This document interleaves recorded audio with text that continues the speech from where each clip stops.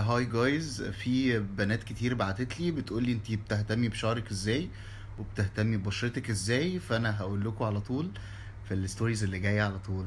بحبكم قوي، بازوكا كمان بتحبكم. لا.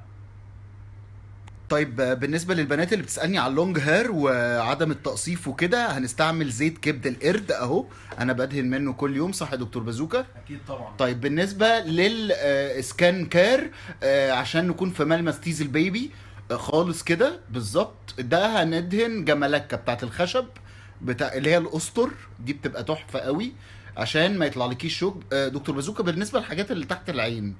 تحت العين لازم تستخدم كبدة حداية عزبة تمام. وطواط مهاجر. اه. عرس حامل في الشهر الثامن علشان تحت عينيها تبقى لبني، ده مهم جدا من هيربال كريم. شكرا فاتيكا.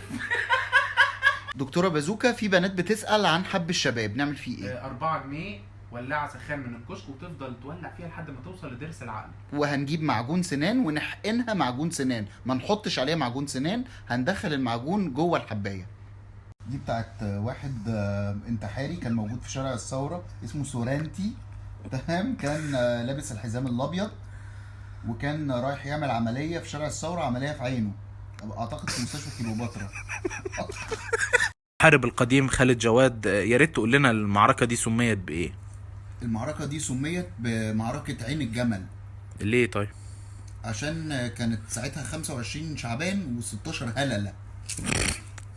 انت يا اهيف مذيع في كوكب زمردة، احكي لي حدوتة قبل النوم بتاعت المذيعين. كان يا مكان، كان في زمان طفل عريان كلته مقطوع ويا عيني سقعان. نام يا بازوكا بقى.